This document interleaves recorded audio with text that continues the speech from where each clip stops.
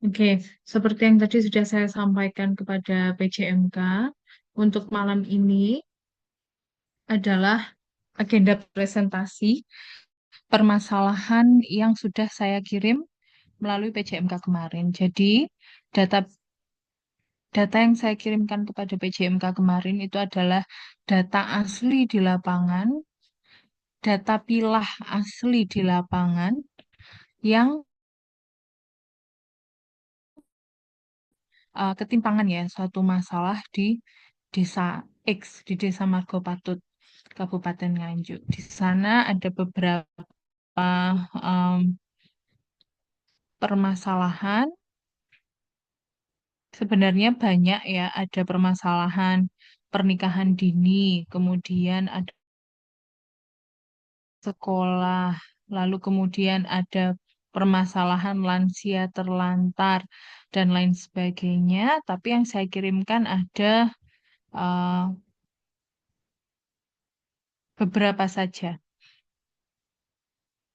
yaitu ada data usaha, kemudian data anak putus sekolah, dan juga data lansia. Selain itu sebenarnya ada banyak data-data lain, dan di data itu sudah dipilah antara ada informasi mengenai eh, jenis kelamin ya. Jadi untuk anak putus sekolah itu yang berdasarkan jenis kelamin perempuan itu bisa dihitung, berdasarkan jenis kelamin laki-laki bisa dihitung, data usaha atau wirausaha di desa juga begitu. Yang pemiliknya perempuan itu ada berapa bisa dihitung, ada yang pemiliknya laki-laki itu berapa bisa dihitung. Begitu juga dengan data lansia. Lansia yang mungkin terlantar itu jumlahnya kalau lansia perempuan ada berapa dan laki-laki berapa itu bisa dihitung. Nah, data tersebut saya harap bisa dipresentasikan hari ini dan juga dianalisis apakah ada kesenjangan kalau dari segi jenis kelamin. Apakah yang berwirausaha itu ternyata banyak laki-laki ataukah banyak perempuan. Kemudian juga yang terlantar itu di desa itu lansia lebih banyak laki-laki atau perempuan. Karena data terpilah ini nanti ditindaklanjuti sebagai modal untuk melakukan perencanaan atau musyawarah di desa dan nanti akan dicarikan solusinya melalui gender budget analysis pathway dan juga gender budget statement. Jadi ada analisis penyebab berdasarkan gender dan ada juga penganggaran berdasarkan gender menurut data terpilah yang sudah saya kirimkan tersebut. Nah, pada malam hari ini silahkan dipresentasikan mungkin mulai dari yang kelompok data usaha dulu ya. Ternyata data usaha itu menunjukkan angka yang seperti apa. Tentunya sudah Anda olah dalam bentuk grafik dan lain sebagainya. Kita akan lihat apakah ada ketimpangan dari sisi laki-laki atau perempuan di sana. Setelah data usaha, nanti data anak putus sekolah, kemudian yang terakhir data pilah lansia. Seperti itu. Silahkan dipresentasikan secara berurutan mulai dari sekarang.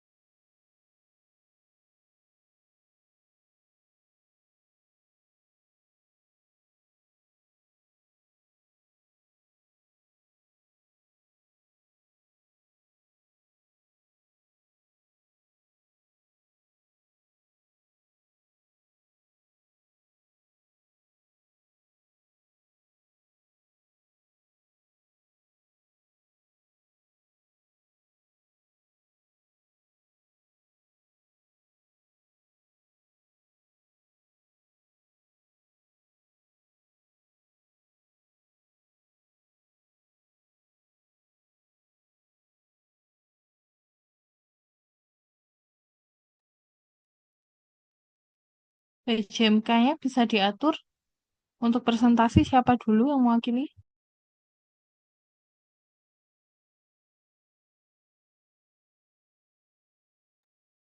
Iya, Bu, sebentar.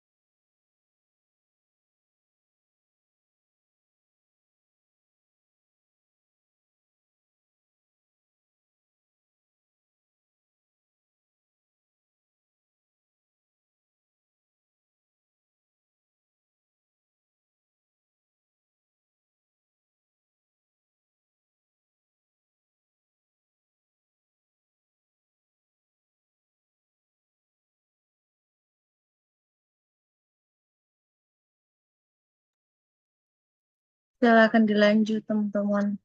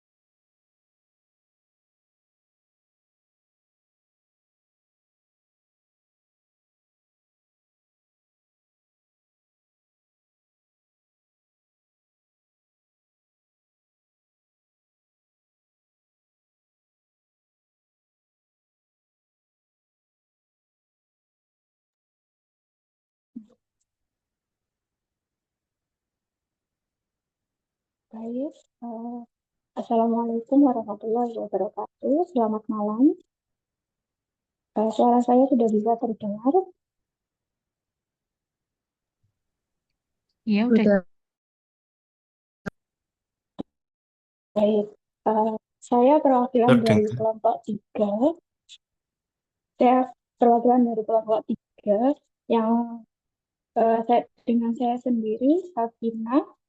Untuk kelompok lainnya bernama Mas Alsananda, Mbak Susnawati, Mbak Samara Salma, Mas Fani Ilham, Mbak Yuko Putri, dan Mbak Carolina Kapo. Baik, di kelompok 3 ini kami mendapatkan data usaha desa. Boleh, next? Jadi untuk latar belakang usaha desa ini, kemiskinan yang dialami masyarakat tidak jarang menyisakan dampak yang berpengaruh terhadap kaum perempuan.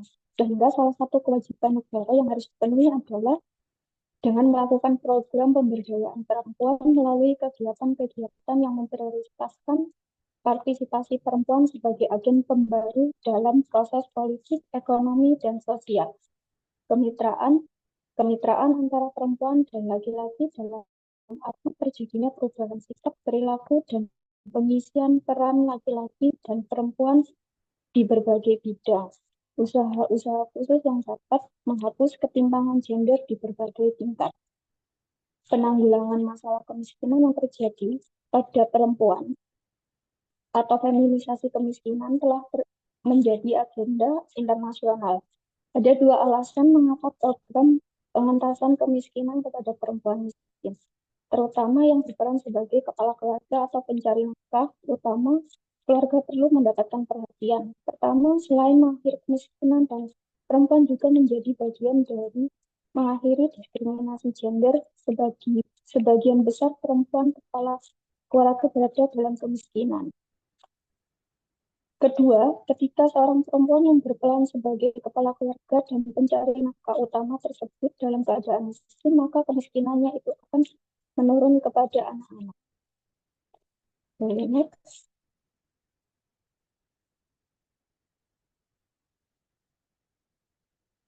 Selanjutnya, pengembangan industri rumahan melalui pemberdayaan perempuan dalam sistem ekonomi rumah tangga merupakan bagian dari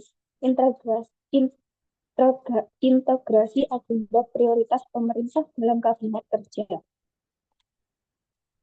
Melalui industri rumahan ini, perempuan dapat berproduksi tanpa harus meninggalkan rumah. Bahkan industri rumahan yang maju dapat menyerap tenaga kerja dan menciptakan lapangan kerja.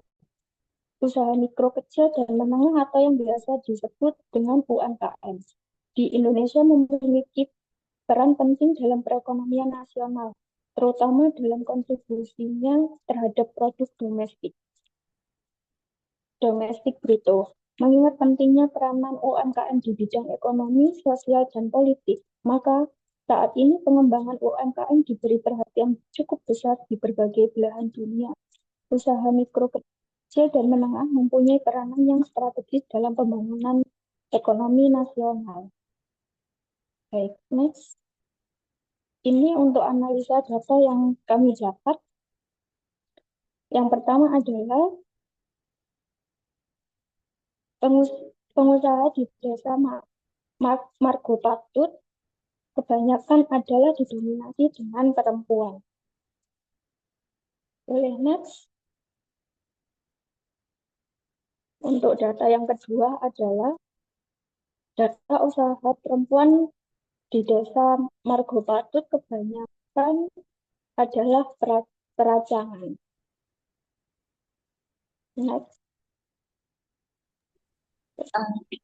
Berdasarkan informasi yang didapat dari data usaha warga di desa Margo Patut, Kecamatan Sawahan, yaitu meliputi jumlah penduduk antara pengusaha laki-laki dan perempuan serta jenis usaha di desa tersebut. Dari analisis data yang tadi sudah ditunjukkan, di sheet 1, di mana perempuan lebih banyak menjalankan usaha di desa Margo Patut dibandingkan dengan laki-laki. Beberapa alasan pendukung dari hasil analisis data tersebut yaitu dari segi ekonomi biasanya perempuan memiliki kesempatan kerja yang sedikit terbatas sehingga mereka lebih memilih untuk memulai usaha sendiri. Sehingga kebanyakan perempuan menjalankan usaha desa dari rumah atau lokasi yang dekat. Keuntungan dari usaha desa juga dapat lebih fleksibel sesuai dengan jadwal dan kebutuhan keluarga. Kebanyakan dari perempuan juga lebih dapat memanfaatkan sumber daya lokal seperti bahan baku dan tenaga kerja. Boleh next. Karakteristik pekerja perempuan ditunjukkan melalui dari sheet kedua atau data yang kedua. Data usaha perempuan desa Margo Patut. Dari data tersebut ditunjukkan bahwa mayoritas warganya yang perempuan paling banyak memiliki usaha di peracangan sebanyak 48 orang atau 39%. Dan jenis usaha yang paling sedikit dari usaha perempuan warga desa yaitu toko mebel dan rias sebanyak 1 orang atau 1% dari keseluruhan perempuan di desa Margo Patut yang membuka usaha. Dapat disimpulkan bahwa perlunya peningkatan kesempatan kerja pada sektor formal dan industri terhadap perempuan di desa Margo Patut dengan cara meningkatkan kesadaran dan keterampilan melalui pelatihan vokasional. Banyak perempuan yang lebih memilih membuka usaha sendiri karena dari data yang ada sebanyak 24 orang juga sebagai perempuan yang menjadi kepala keluarga sehingga harus mencari nafkah untuk keluarga dan memenuhi kebutuhan sehari-hari.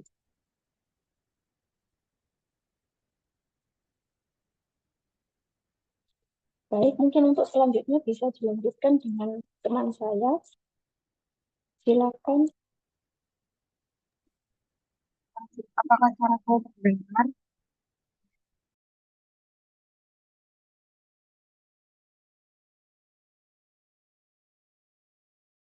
Terdengar. Dan juga bisnis pencapaian perempuan itu karena mayoritas dari perempuan itu dianggap dekat dengan kesadaran soal rumah tangga.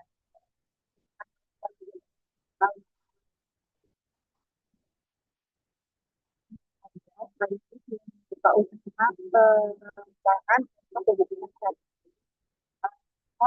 kegiatan komunitas seperti arisan. Perempuan memiliki potensi Ini saya nggak bisa dengar suaranya ya, kayak belebek-belebek aja gitu. Nggak jelas suaranya.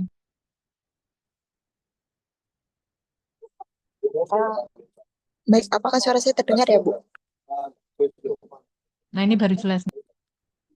Oke, Mungkin bisa saya ulangi untuk faktor penyebab dari ini, yaitu bisnis UMKM lebih baik digeluti perempuan karena mayoritas pengusaha perempuan itu dianggap dekat dengan keseharian seorang ibu rumah tangga, yang dimana kebanyakan perempuan memiliki bekal mengawali usaha kuliner karena biasanya itu memasak untuk keluarganya, sekaligus membuka usaha peracangan untuk kebutuhan sehari-hari dan kegiatan-kegiatan komunitas seperti arisan.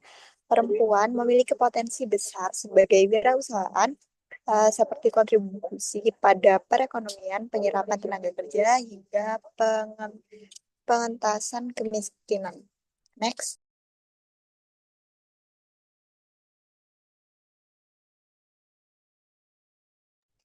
Beberapa hal ini juga menjadi faktor mengapa perempuan menjadi pelaku UMKM.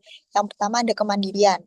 Kemandirian itu karena perempuan dapat memanfaatkan waktu untuk berwirausaha untuk mencapai kemandirian ekonomi. Yang kedua ada emosional, di mana perempuan dapat termotivasi untuk berwirausaha.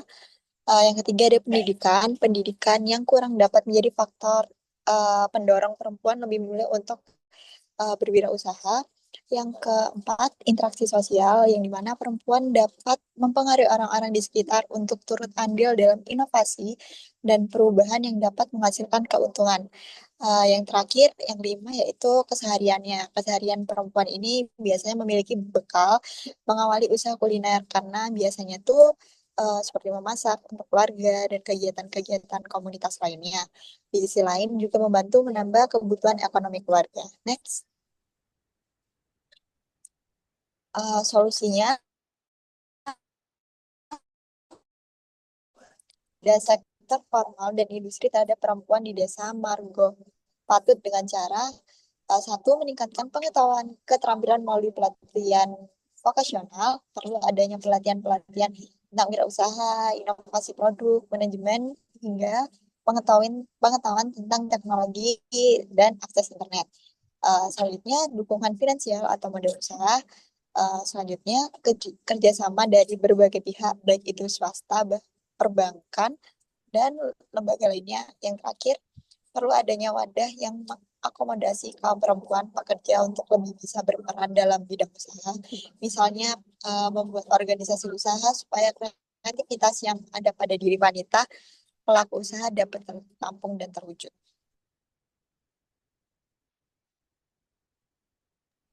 Mungkin bisa dilanjut dengan teman saya. Baik, untuk slide kesimpulan,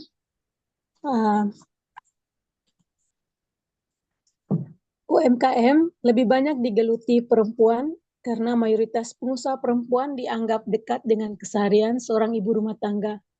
Kebanyakan perempuan memiliki bekal mengawali usaha kuliner karena biasa memasak untuk keluarga sekaligus membuka usaha peracangan untuk kebutuhan sehari-hari. Perempuan dipandang lebih unggul dalam menjalankan suatu usaha karena diyakini memiliki beberapa kelebihan, yakni ketelatenan, networking, ketangguhan diri. Perempuan mengerti posisi sebagai salah satu kontribusi kesejahteraan keluarga dengan ikut berperan sebagai partner suami dalam memenuhi kebutuhan keluarga. Dalam upaya untuk memajukan UMKM berbasis gender di Indonesia, peran keluarga, jaringan sosial, dan kebijakan dukungan gender yang lebih lanjut juga memainkan peran penting.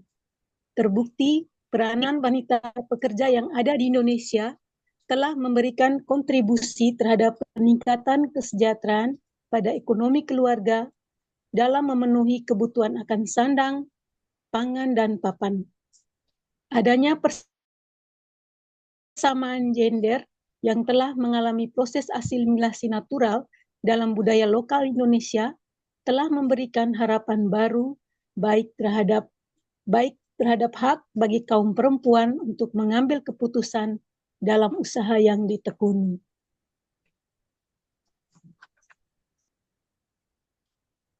Lanjut. Ya, demikian presentasi dari kami kelompok 3. Terima kasih atas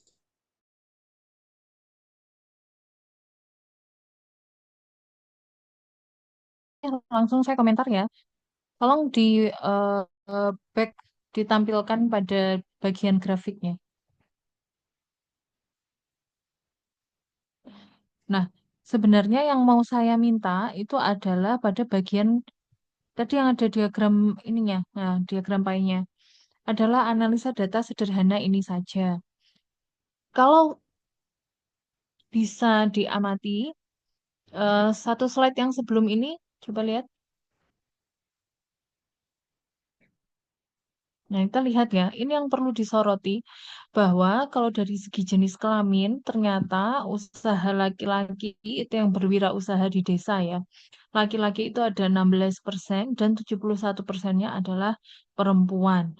Ini artinya perempuan ini banyak sekali, namun di antara sisanya itu ada 13% perempuan kepala rumah tangga. Nah, ini perlu disoroti ya. Perempuan kepala rumah tangga ini berarti dia posisinya sudah tidak ada suami lagi, bisa janda ya. Kemudian atau dia memang single parent yang dia itu sebagai perempuan dia juga bukan hanya punya tugas untuk mengurus anak ya, tapi dia juga harus mencari nafkah untuk keluarganya. Sebenarnya yang perlu diperhatikan itu adalah yang 13%-nya ini. Nah, saya tidak melihat ada ulasan atau perhatian khusus bagi yang 13% ini sebaiknya seperti apa. Nah, analisis data terpilah yang berdasarkan jenis kelamin seperti ini memberikan informasi yang penting. Nanti cocoknya itu seperti apa? Em, Sisi positifnya adalah kelompok ini sudah mulai menganalisis kegiatan apa yang bisa dilakukan sesuai dengan peningkatan kapasitas ya dari wirausaha di desa ini. Tadi sudah ada misalnya pelatihan dan lain sebagainya. Tapi di bagian kesimpulan coba bisa ditampilkan. Saya rasa ada yang kurang sinkron. Bisa slide sampai ke bagian kesimpulannya.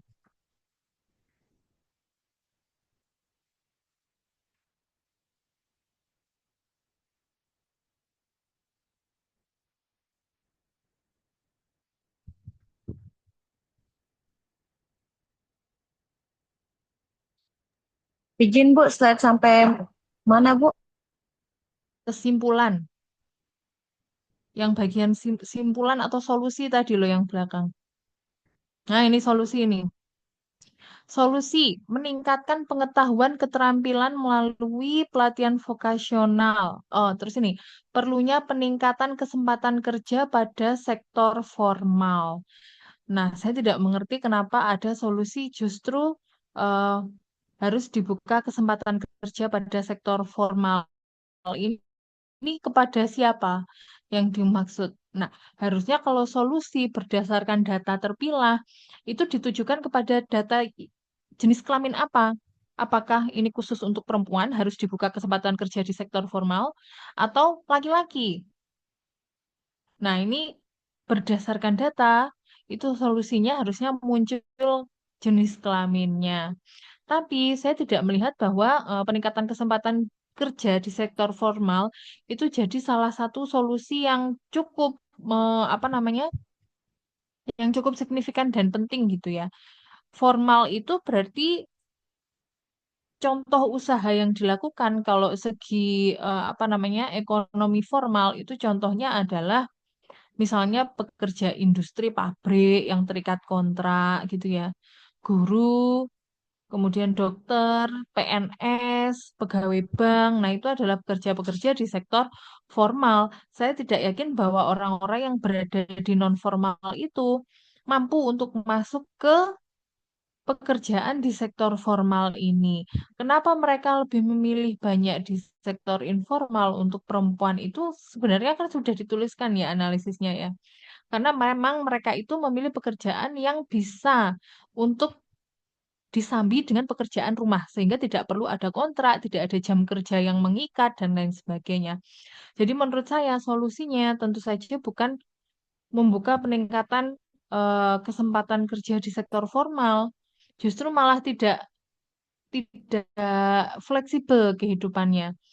Nah, mereka itu bisa kita bantu kapasitas dan peningkatannya kapasitas usahanya itu menjadi lebih besar. Misalnya, contoh lagi tadi ya di bagian coba balik di bagian itu apa namanya grafik grafik yang kedua, diagram pie yang kedua.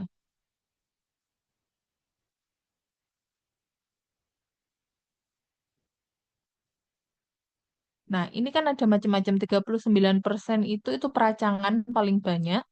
Terus kemudian 23%-nya itu adalah em, warung.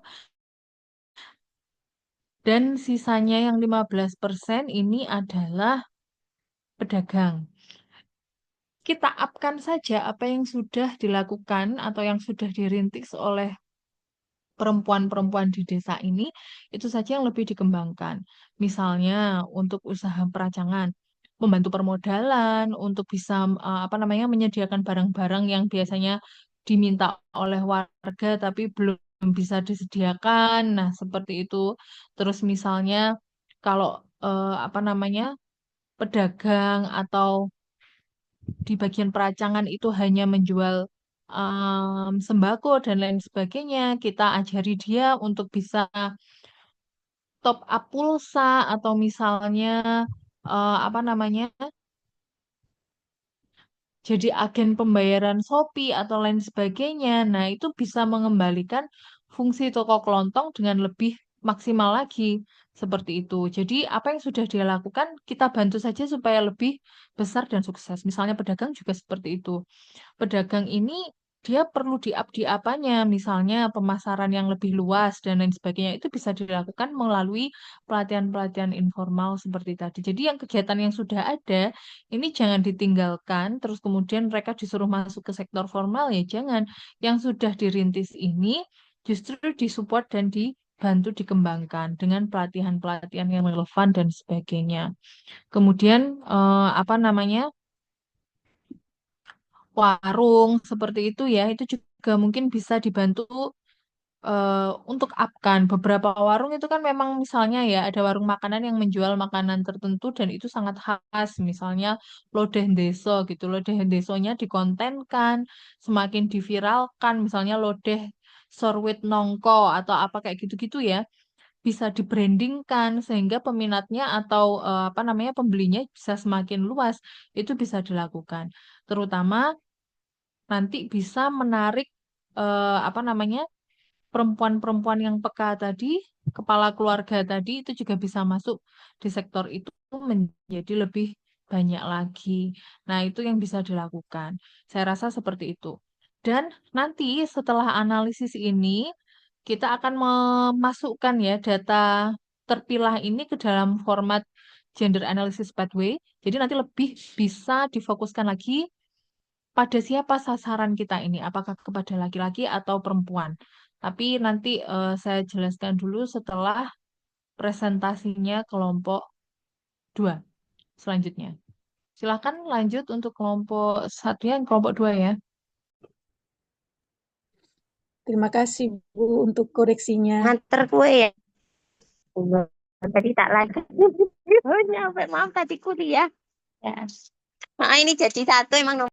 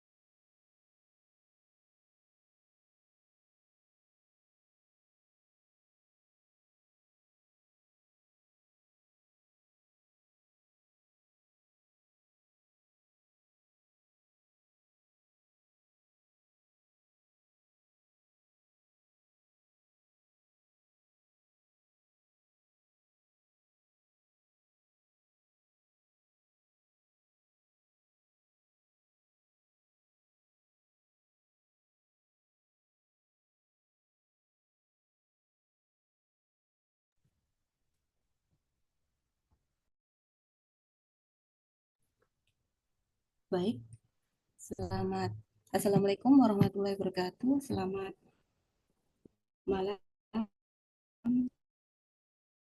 Salam sejahtera. Mau mempresentasikan analisis data anak putus sekolah di Desa Margo Patut. Anggota kami diantaranya Dewi Adenin, Farid Fadoli, Imania Husna Salma, Nabila Nindya Nirmala, Novian Abadi, Nur Kholisatul Hayati, dan Rofi Ahmad Surah.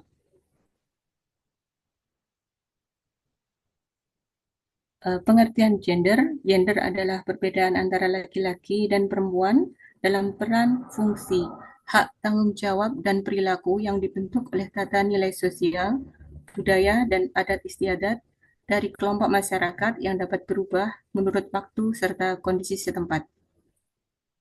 Analisis gender adalah suatu metode atau alat untuk mendeteksi kesenjangan atau disparitas gender melalui penyediaan data dan fakta serta informasi tentang gender, yaitu data yang terpilah antara laki-laki dan perempuan dalam aspek akses, peran, kontrol, dan masyarakat manfaat.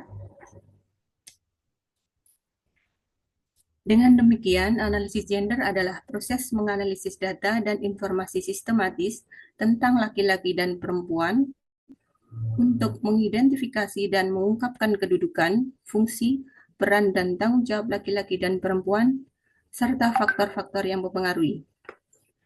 Syarat utama terlaksananya analisis gender adalah tersedianya data terpilah berdasarkan jenis kelamin. Data terpilah adalah nilai dari variabel-variabel yang sudah terpilah antara laki-laki dan perempuan berdasarkan topik bahasan atau hal-hal yang menjadi perhatian.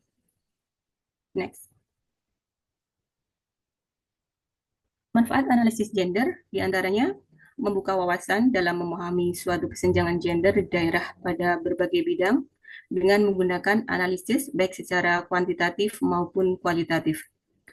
Melalui analisis gender yang tepat diharapkan dapat memberikan gambaran secara garis besar atau bahkan secara detail keadaan secara objektif dan sesuai dengan kebenaran yang ada serta dapat dimengerti secara universal oleh berbagai pihak. Yang ketiga, analisis gender dapat menemukan akar permasalahan yang melatar belakangi masalah kesenjangan gender dan sekaligus dapat menemukan solusi yang tepat sasaran sesuai dengan tingkat permasalahannya. Next.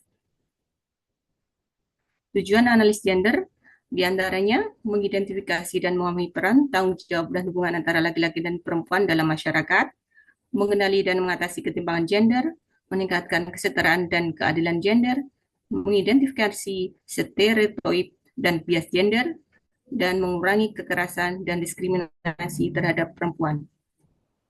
Next.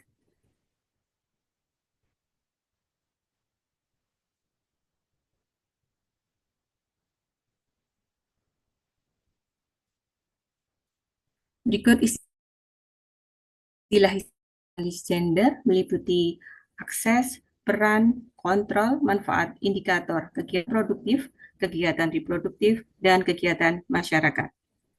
Next.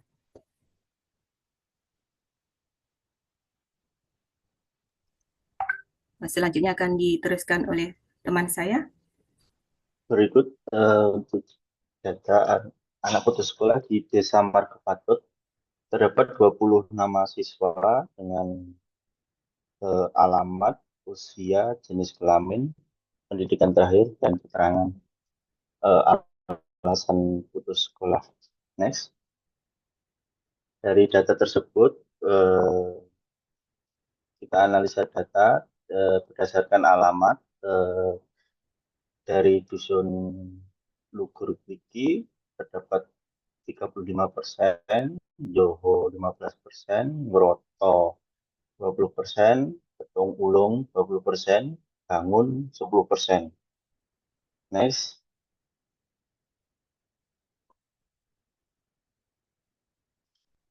Analisa data berdasarkan jenis kelamin, perempuan 25% dan laki-laki 75%. Next. Berdasarkan pendidikan terakhir, SD 60%, MI 10%, SMP atau SLTP 30%.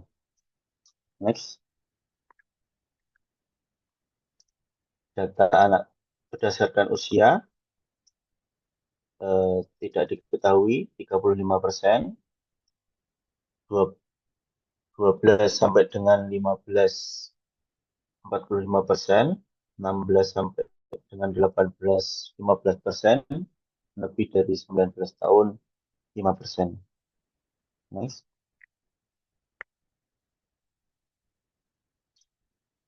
Berdasarkan alasan tidak diketahui 80%, tidak punya biaya 10%, tidak mau sekolah 10%. Next. Kesimpulan dari data tersebut, data menunjukkan adanya ketimpangan antara putus sekolah di Desa Margopatot berdasarkan faktor termasuk alamat, jenis kelamin, pendidikan terakhir, usia, dan alasan. Distribusi anak putus sekolah bervariasi dengan beberapa daerah tertentu memiliki angka lebih tinggi dibandingkan dengan yang lain. Jenis kelamin berperan penting di mana anak laki-laki putus sekolah dibandingkan anak perempuan, di mana tadi kita lihat 75% dibandingkan dengan 25% ya. Faktor pendidikan terakhir menunjukkan mayoritas anak putus sekolah berada di tingkat SD ya. Dan alasan utama putus sekolah sebenarnya tidak diketahui, tapi alasan umumnya kita ketahui seperti faktor ekonomi dan sosial. Next. Faktor yang menyebabkan ketidaksetaraan gender, pertama budaya patriarki, kedua akses pendidikan, tiga perlindungan hukum, keempat kesetaraan kerja, kelima representasi politik, enam pelaksanaan masyarakat, tujuh minimnya pengetahuan masyarakat. Next. Beberapa cara untuk mengatasi ketidaksetaraan gender, yaitu di pendidikan kita memberikan akses pendidikan yang sama dan pemberdayaan pendidikan. Yang kedua adalah media dapat membantu mengubah sikap masyarakat dengan mengambil narasi yang beragam, menyoroti kisah-kisah positif dan menghindari pelestarian stereotip yang merugikan, termasuk media sosial dan yang sekarang lebih dominan daripada media yang lainnya ya. Penggunaan teknologi seperti aplikasi seluler dapat membantu perempuan dalam melakukan kekerasan, contohnya menempatkan konsultasi hukum dan mengambil informasi tentang hak-hak mereka. Pendekatan konseling feminis berfokus solusi dapat membantu meningkatkan komitmen pada pengusamaan gender pada masyarakat.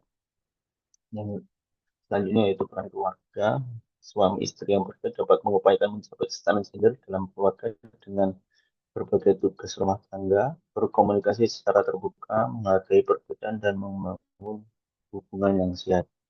Tempat kerja, perusahaan dapat mendorong budaya yang inklusif, di mana menghargai semua kontribusi dari setiap karyawan tanpa memandang jenis kelamin.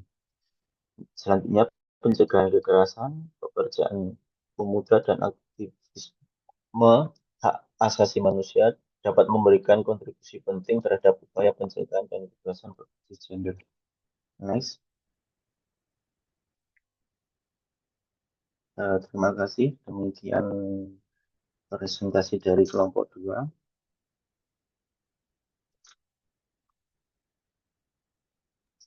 Oke, terima kasih untuk kelompok 2. Coba ditampilkan dulu mulai dari data putus sekolah ya, tabel dan grafik-grafiknya. Coba dari tabel dulu.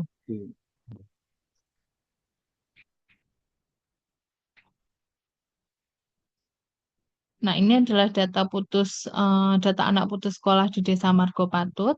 Sebenarnya di sana sudah ada jenis kelaminnya ya. Coba di slide lagi. Dan ada nama per namanya juga. Nah, kemudian ini data analisis anak putus sekolah tapi berdasarkan alamat. Selanjutnya lagi, berdasarkan alamat ya ini ya. Selanjutnya lagi, ini anak putus sekolah berdasarkan jenis kelaminnya. Coba back.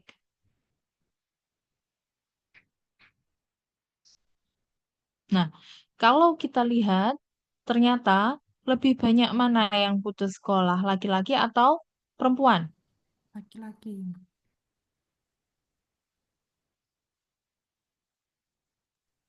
Lagi-lagi Bu. Laki-laki. Ini yang justru harus digarisbawahi. Mengapa lebih banyak laki-laki dibandingkan perempuan yang putus sekolah? Nah, ini kalau dari segi analisis gender, ini yang justru malah di-highlight ya, selain informasi yang lain. Selain informasi anak putus sekolah berdasarkan jenis kelamin ini, slide selanjutnya itu juga penting. Coba di slide. Nah, pada pendidikan terakhir, rupa-rupanya data ini menunjukkan bahwa pendidikan terakhirnya yang paling banyak putus sekolah itu adalah yang di SD. Ini menunjukkan semakin berat lagi ya beban yang harus dipikul ternyata karena anak-anak itu sudah tidak sekolah sejak dia SD. Kalau misalnya putus sekolahnya itu masih SMP itu masih mendingan ya.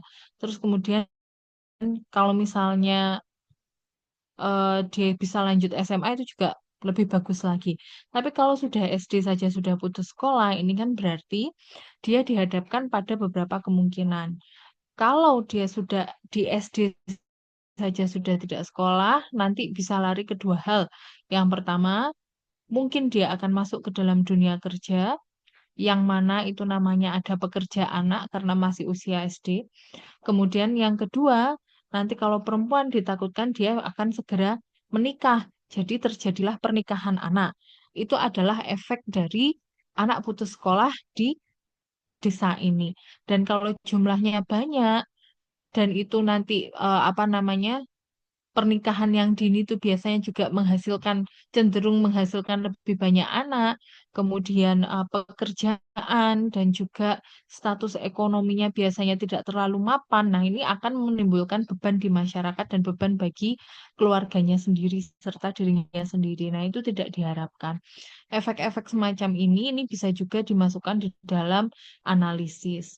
Tapi yang perlu di dalam analisis apa namanya gender itu yang harus di-highlight adalah yang tadi. 75% ternyata anak yang putus sekolah itu adalah anak laki-laki. Mengapa cenderung banyak anak laki-laki yang putus sekolah? Ini biasanya bisa berkaitan dengan faktor-faktor budaya atau faktor-faktor gender.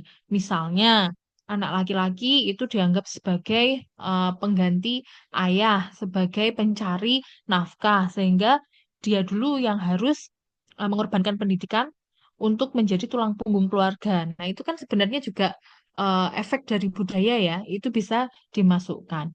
Data terpilah ini nantinya akan dimasukkan ke dalam data model gender analysis pathway yang sebentar lagi akan saya jelaskan. Jadi untuk kelompok ini dan juga kelompok sebelumnya, data ini, angka-angka ini penting nanti digunakan sebagai data pembuka wawasan. Boleh stop dulu share-nya. Nanti untuk yang kelompok yang satu, yang lansia, ini presentasinya minggu depan aja ya. Saya akan jelaskan dulu mengenai gender analysis pathway dulu. Mungkin bisa stop screen dulu.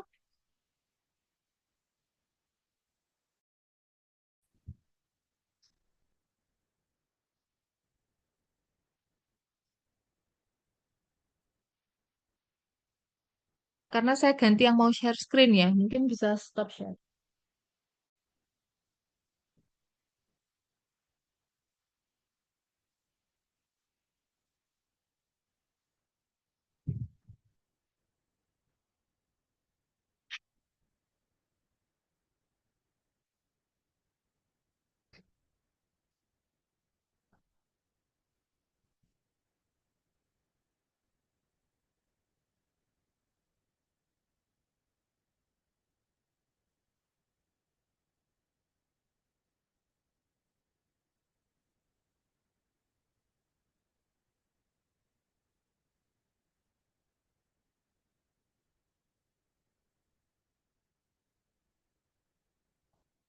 file ini sudah saya kirimkan ke PJMK juga ya, sudah bisa dilihat di halaman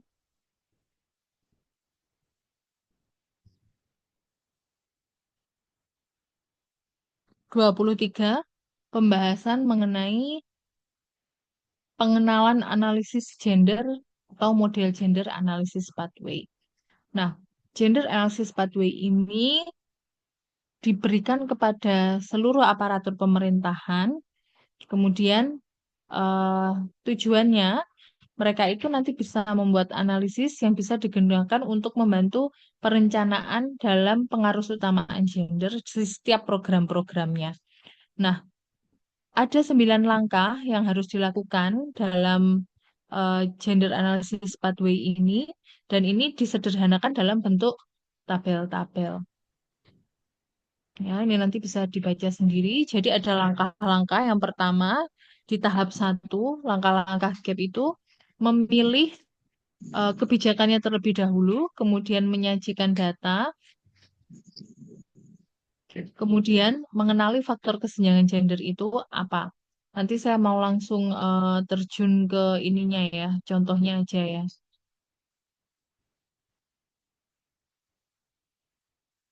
Ini langsung ke format GAP-nya aja.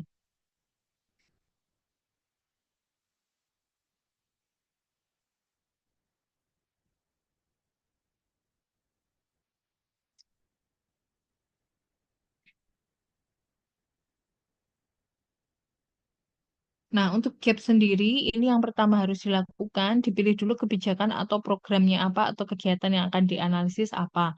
Dalam 2 kasus yang sudah dipresentasikan tadi, itu sudah ada program pengentasan anak putus sekolah ya, mestinya ya, karena ada kasus anak putus sekolah. Kemudian satunya adalah program untuk peningkatan kewirausahaan di desa.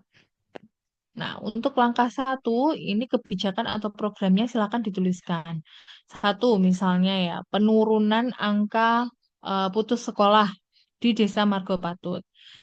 Kemudian kegiatannya juga dituliskan. Penurunan angka apa namanya putus sekolah untuk untuk anak umur berapa sampai berapa misalnya di Desa Margopatut.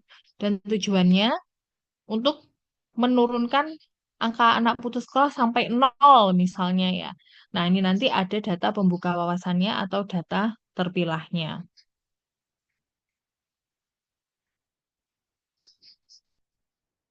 Nanti contoh untuk data terpilah sendiri, nah seperti ini.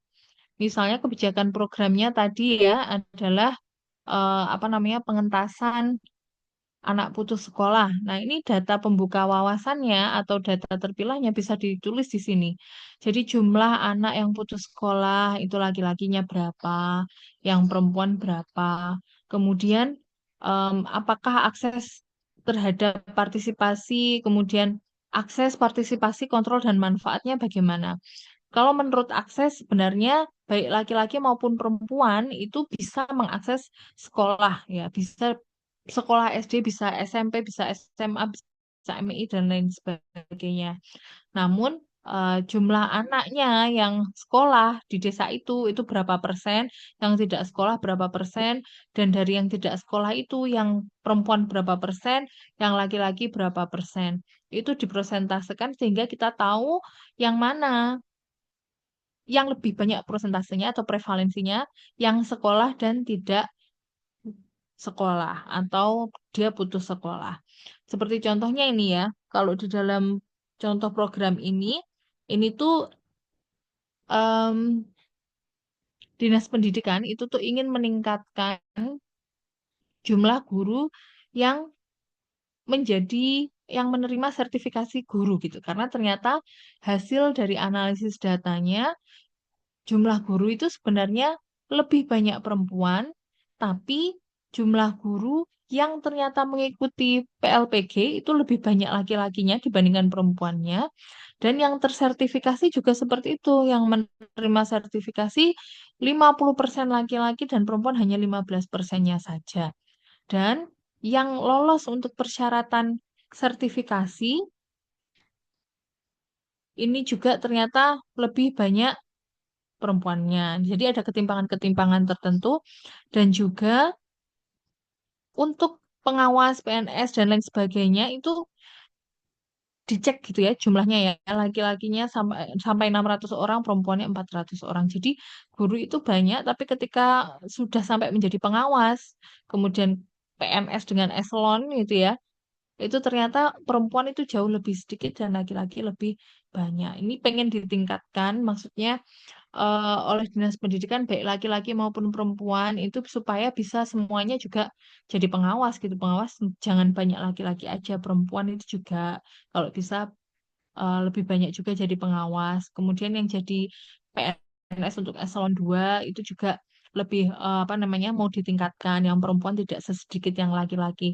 Nah, ini data terpilahnya seperti ini. Data terpilah Excel itu, nah itu nanti disajikan seperti ini sebagai data pembuka wawasan. Setelah itu, kita akan melakukan analisis faktor kesenjangan. Faktor kesenjangan itu dilihat dari 4 hal. Yang pertama, kesenjangan akses. Nah, bagaimana apakah dari segi akses perempuan dengan laki-laki itu ada perbedaan. Kalau di sini sebenarnya ada sama saja ya, akses guru baik laki-laki maupun perempuan terhadap informasi sertifikasi itu sama. Eh, Info sertifikasinya di-share ya melalui web, melalui link dan lain sebagainya, melalui grup WA dan lain sebagainya. Sehingga sebenarnya baik laki-laki ataupun perempuan, guru itu pasti tahu ada info sertifikasi. Namun dilihat dari segi partisipasi, ternyata guru SD yang perempuan yang tersertifikasi itu lebih rendah dibandingkan yang laki-laki. Banyak guru SD perempuan yang belum memenuhi persyaratan pendidikan. Nah, di partisipasi nanti untuk siswa putus sekolah juga seperti itu. Ya, kenapa kok yang ternyata laki-laki itu lebih banyak putus sekolahnya daripada perempuan? Kemudian, kalau untuk aspek kontrol, proporsi pengawas SD dan PNS yang menduduki eselon 2 dan 3 ini didominasi laki-laki. Proporsi misalnya ya, siswa yang SMP dengan SMA ini lebih banyak mana? Sampai perguruan tinggi itu lebih banyak mana? Apakah apa namanya anak laki-laki ataupun perempuan? Dan dari segi manfaat juga seperti itu. Manfaat pendidikan itu lebih banyak dirasakan oleh siapa? Apakah oleh laki-laki saja ataukah oleh perempuan saja yang lebih banyak? Nah, ini dianalisis semuanya. Kemudian setelah itu nanti dirumuskan sebab kesenjangannya itu apa? Ternyata ada macam-macam sebab, ada sebab internal, ada sebab eksternal. Sebab internal kalau di dalam konteks ini ya, ini yang pertama adalah tidak semua pengambil keputusan atau perencana SKPD itu paham konsep kesetaraan dan keadilan gender. Jadi dibiarin aja gitu. Ternyata memang, oh banyak lebih banyak tuh laki-laki yang eselon 2 dan 3. Ya sudah ya memang yang mau berkarir laki-laki dan perempuan itu dianggap sebagai hal yang biasa saja. Kemudian ada juga kurangnya kompetensi perencana pendidikan untuk analisis gender. Ya memang tidak sensitif gender ya untuk melakukan analisa gender seperti ini memang tidak tahu. Kemudian belum paham mengenai regulasi Permendiknas nomor 84 tentang pengarus utamaan gender di bidang pendidikan.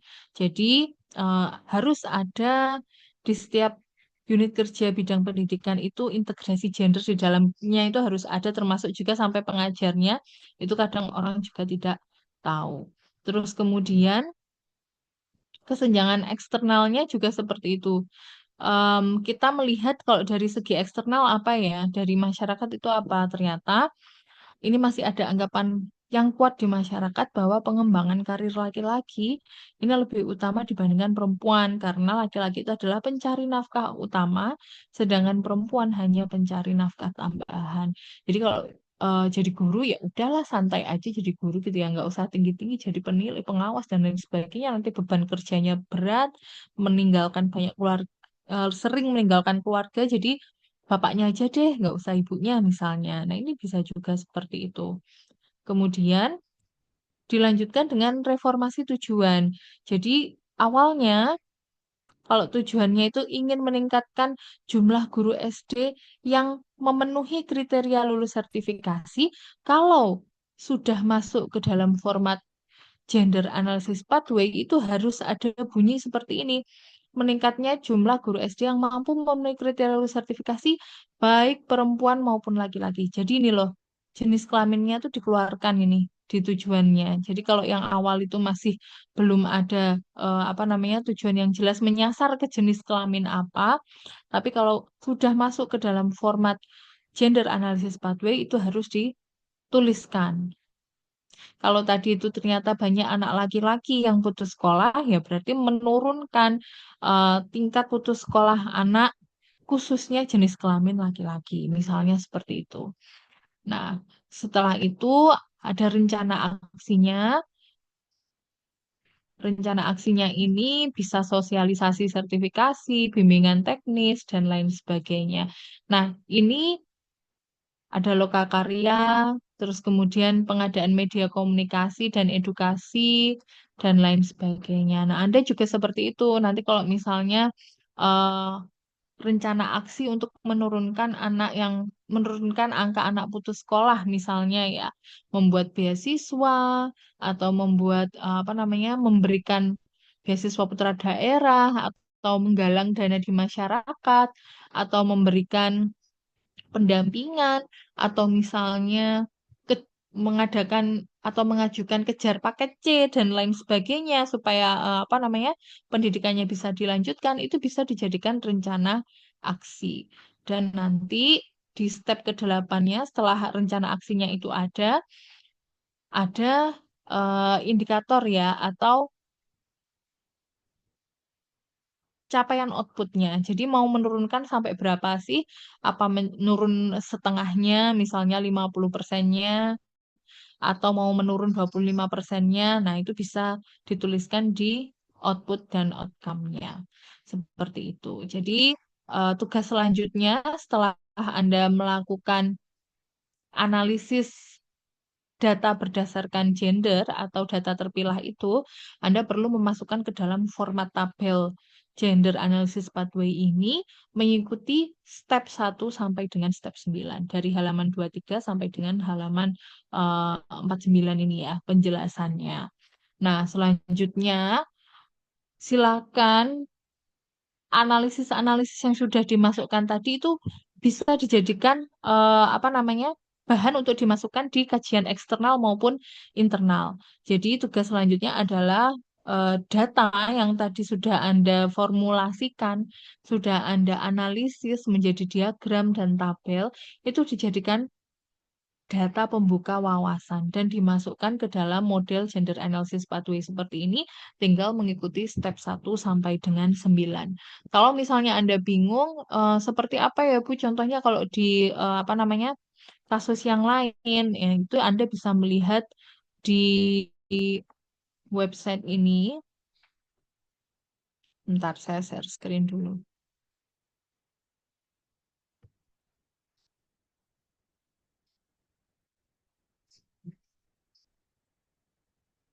Nanti saya beri linknya. Nah, di sini adalah contoh penulisan gender analysis pathway, tapi untuk mengatasi pernikahan usia dini. Desanya masih sama juga di Desa Margo Patut. Ini step-stepnya seperti apa? Bisa diadaptasi dari sini juga. Nah, ada langkah 1, langkah 2, 3, 4, 5, sampai dengan langkah ke 9. Nih ya, di tahap kedua dan di tahap ketiga. Jadi kalau misalnya bingung seperti apa kalau nyontoh bukunya masih belum jelas, Anda bisa contoh di dalam jurnal yang saya contohkan ini. Linknya saya kirimkan ke PJMK. Jadi tugas selanjutnya itu ya, silakan memasukkan format atau analisis data yang sudah ada tadi ke dalam format gender analysis pathway. Selanjutnya nanti untuk kelompok yang lansia itu minggu depan presentasinya adalah presentasi yang sudah dalam format gender analysis pathway. Sampai di sini ada yang mau ditanyakan atau ada yang mau didiskusikan?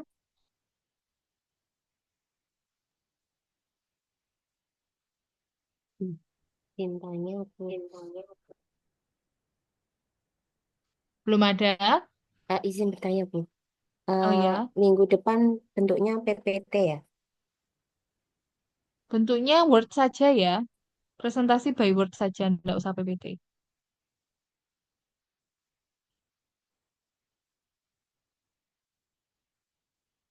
Formatnya Word saja. Ada lagi? Permisi Bu, saya izin tanya. Kelompok saya tadi kan yang kelompok 3 membahas data usaha di Desa Margo Patut ya. Berarti Ya. yang difokuskan itu untuk yang 13% tadi perempuan sebagai kepala rumah tangga atau jumlah wirausaha perempuan yang lebih banyak di desa itu gitu. Itu bisa dua-duanya. Tergantung nanti goalnya yang mana. Anda bisa menentukan fokus pada yang perempuan secara umum, atau Anda fokuskan pada 13% yang kepala keluarga. Karena dua-duanya menurut saya sama pentingnya ya. Yang secara jenis kelamin perempuan yang secara umum, itu kalau mau ditingkatkan juga bagus. Kemudian kalau mau mengangkat yang 13% yang peka itu juga bagus juga karena mereka kan kelompok yang rawan ya secara ekonomi itu untuk menjadi apa ya? Secara ekonomi terperosok ke dalam zona yang lebih parah gitu loh keadaan ekonominya sehingga perlu dibantu upkan usahanya itu bisa. Jadi kalau Anda memilih untuk fokus di 75% yang perempuan boleh saja memilih yang 13% untuk perempuan yang peka itu juga bagus. Silakan saya bebaskan Anda mau fokuskan ke bagian mananya. Yang penting pakai data analisis gender itu. Oke, siap Bu. Terima kasih Bu. Oke, ada lagi yang mau didiskusikan?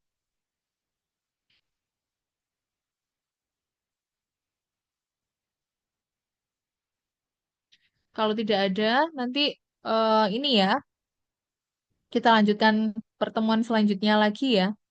Mungkin di hari Senin bisa, malam juga, kalau Anda semua juga bisa.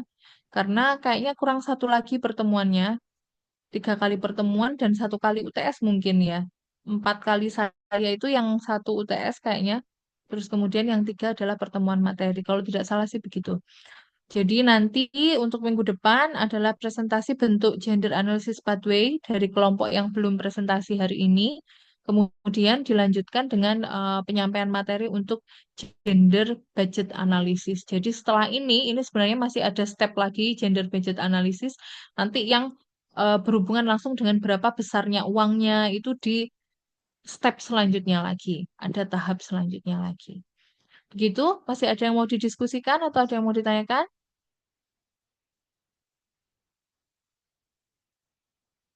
Baik, bila tidak ada, mungkin saya cukupkan sekian untuk pertemuan malam ini.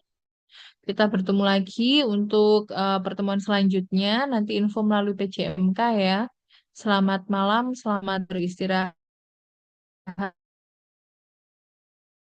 warahmatullahi Salam Bu. wabarakatuh. Terima kasih.